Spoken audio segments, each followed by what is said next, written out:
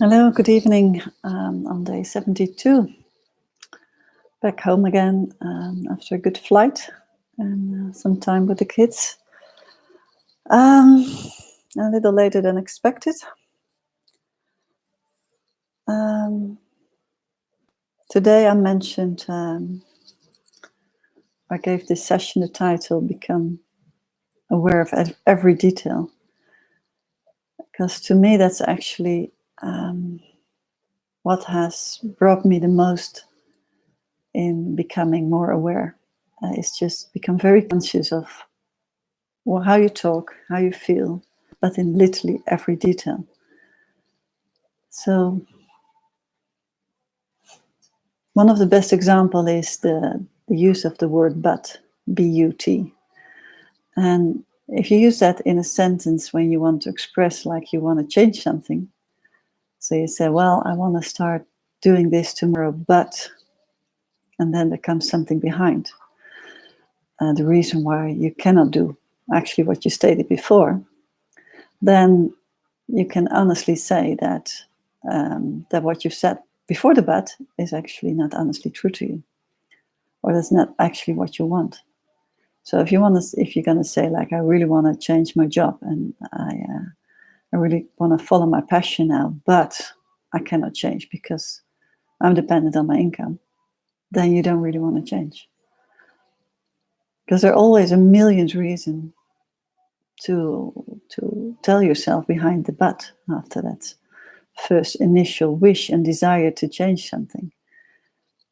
And even if you use this word of but in argumentative way, then it's also kind of going back into this sense of duality, like pros and cons and right and wrong. So it's for me, it was really helpful to become very aware of how I phrase sentences and what words I was using, and still am.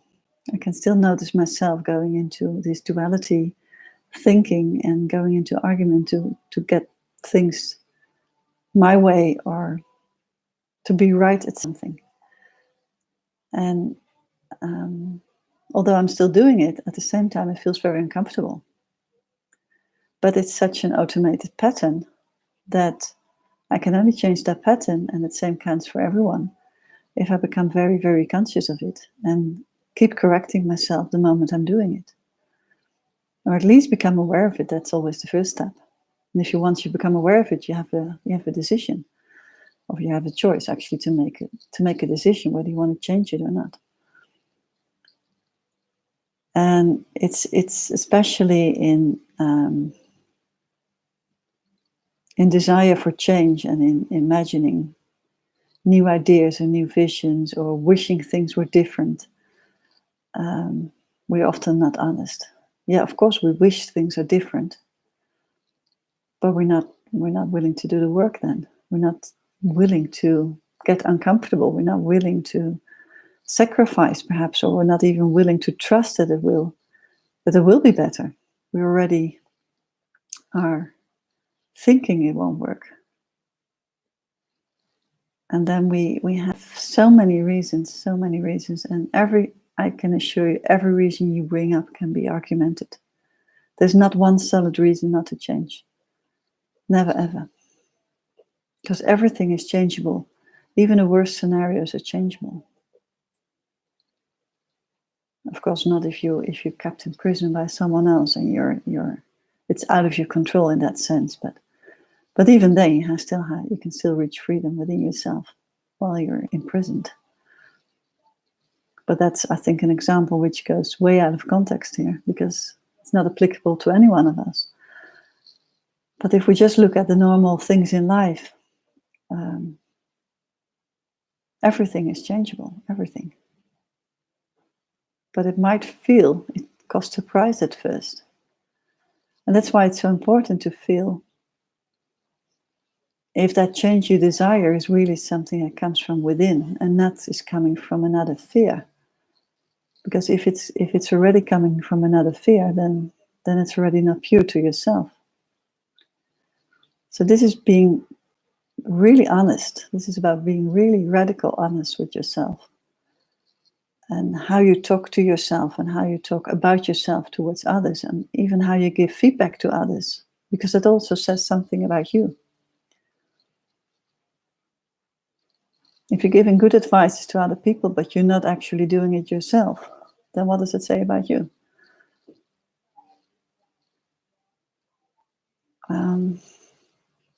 So,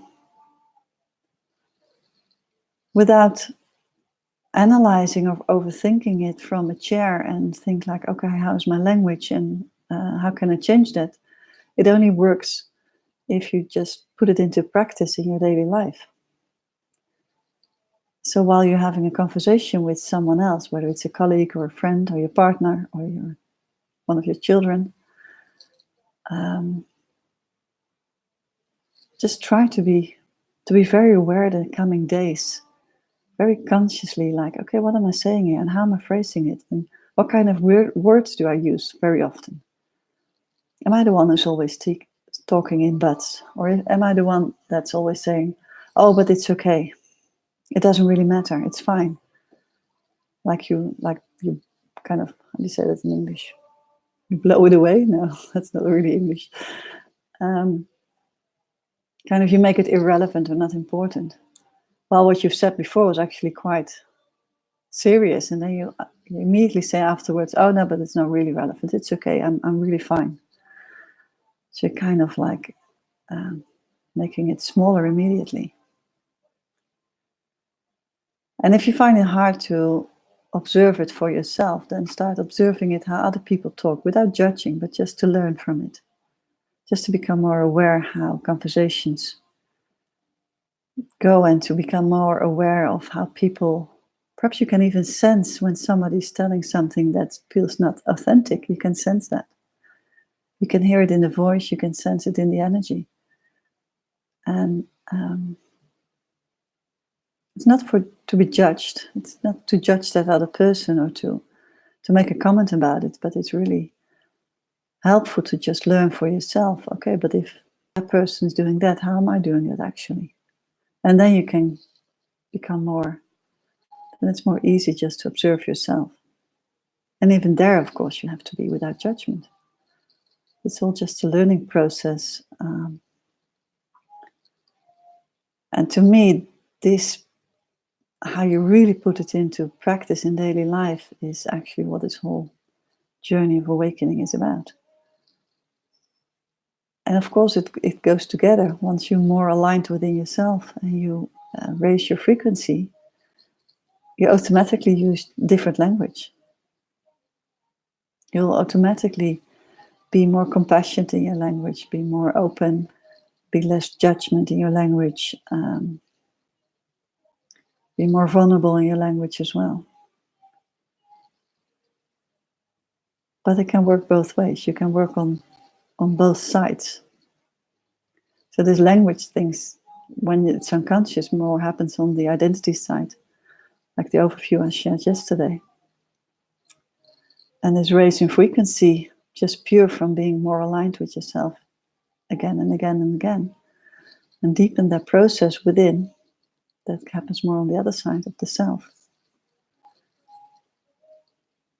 And in my journey, working on both sides did the trick eventually.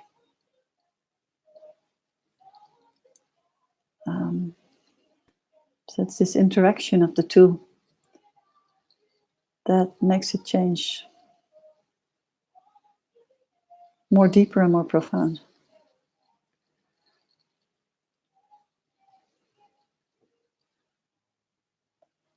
It's honestly very interesting to listen how people phrase their sentences.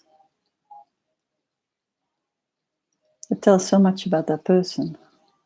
It tells so much about where that person feels stuck or feels insecure. You don't even need to sense the energy if you already listen to the words and the sentences. You can already read a lot in that, which is of course very helpful if you're a coach. You just need to listen how people phrase things.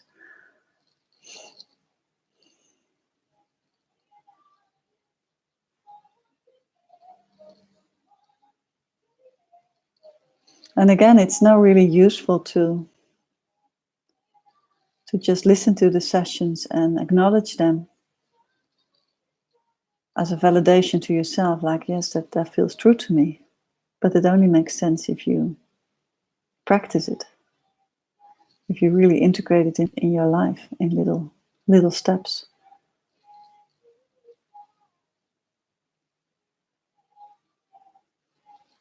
And be very okay if it doesn't work immediately. Be very okay with that. It's a long process. I just saw a video of Greg Braden a couple of days ago or a week ago, and he said it needs 70 hours straight to really rewire your brain and rewire the pattern in your unconscious brain. But that's 70 hours straight. I mean, then you really have to do the work in 72 hours. But we can't be that conscious 72 hours full time. So eventually it takes longer for us to repattern ourselves, to reprogram ourselves.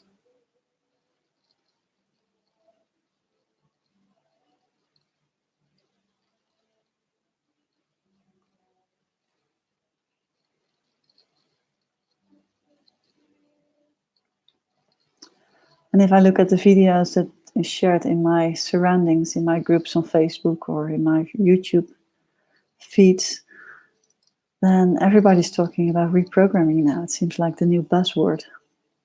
And where it was pretty unknown a year ago, or 2 years ago, only 2 or 3 people were talking about that. And Bruce Lipton was the first, actually, and no, together with Greg Braden, who talked about that. But that was years ago, by the way. And it's very true that we have to reprogram ourselves. We have to change these patterns, these behavioral patterns that are unconscious. But I still feel that something is missing if we just talk about changing the program.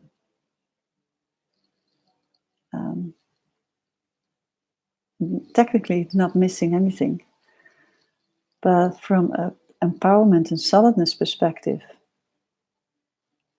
it helps if you so the reprogramming is happening on the identity side, you could say.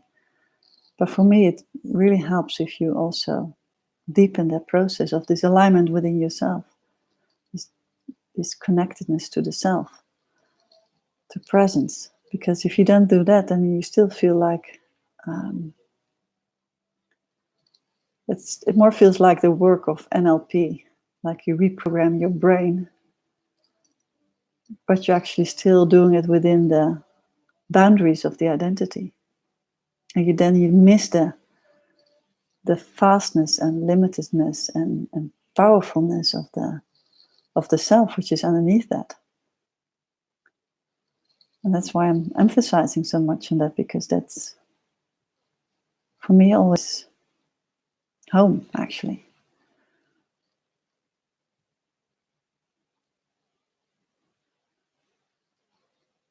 And that needs practice. So even if you don't want to do anything with what I'm saying, then practice the self. Practice this inner connection. Meditate more. Go consciously within. And I would be really curious to hear from any one of you if that is happening or not happening yet, and where you feel stuck in that process, or it's not even a process, but where you feel stuck in that practice. Might there be still resistance because you don't believe it's there, or like a disbelief, or might there be it's just physically impossible to sense it? Or is your mind so busy that you cannot feel anything else because the mind is constantly talking or constantly over overtensed actually by everything that's happening within the mind and outside of yourself. So you're constantly distracted.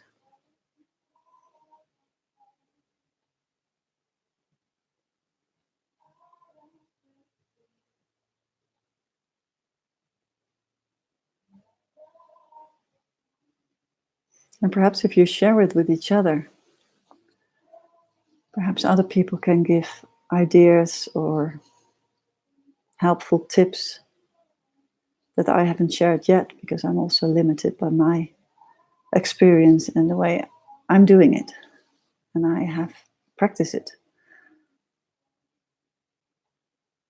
But I know if you just are very strict with the mind, and I've heard that confirmed by many people, if you're very strict with the mind and stop the chatter immediately when it comes up, and take this deep breath and go within, and do that for a couple of weeks at least, very consistently, then it changes.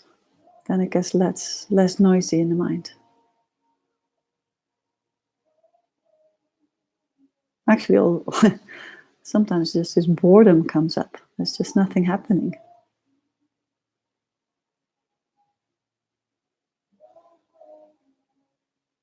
Which is a new fascinating thing, actually.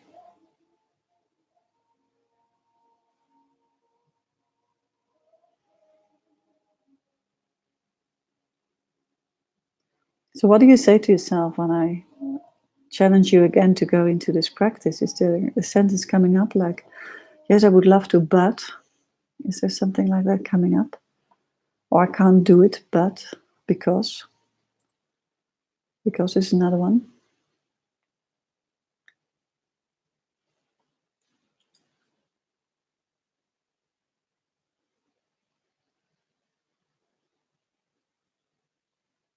And time is never the argument, never ever. Even if you would have to take 5 days off and go back into silence now and leave your job tomorrow or all your other obligations, it's possible if you really want to. Because if something bad would happen to you or to a family member and you have to take 5 days off, it's possible as well. And then we can all take time. But as soon as we have to ask it for ourselves, it seems impossible, and then we come up with excuses. No, I have to work, or no, I have these obligations. And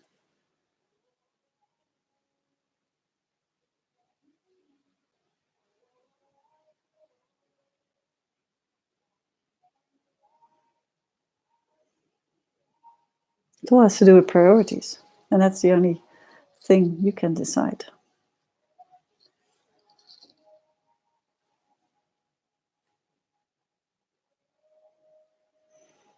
And it's sad, and it's known actually that many people with the intense past experience are the ones that really go through these journeys of awakening, because they're drawn to it, because the pain has become too much, and then they have to change. There's nothing else. There's no other option. They just have to. But that was not for myself the case. That was not for me the case. So you don't have to have a very severe and intense background or past life or past experience, to go through this journey. There's just this other willingness within to want this. That was actually my session already yesterday. And I'm now only inviting you to become very aware of what you're actually thinking and telling yourself and telling others.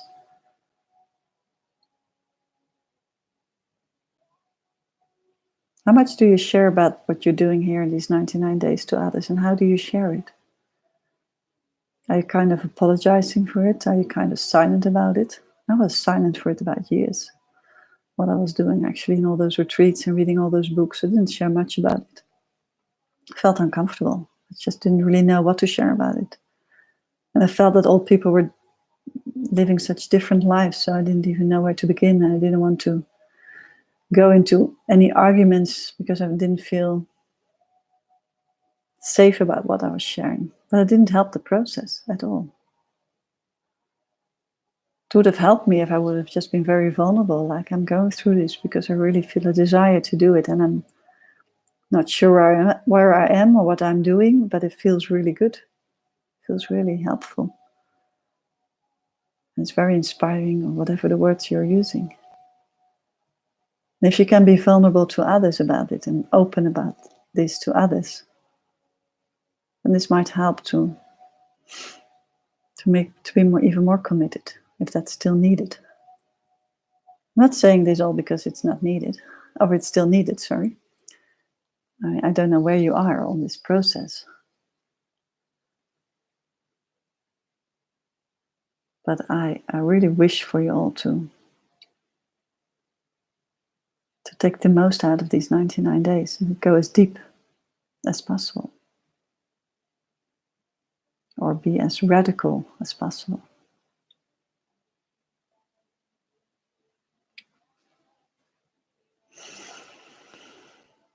Okay. The sessions lately pretty short.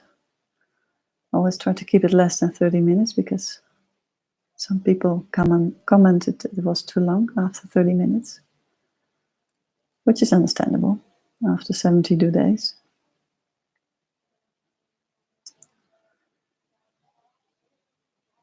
Okay, I shared in the group the overview of this journey, very abstract one, but it feels quite complete to me. But I'm really open to hear your comments about it.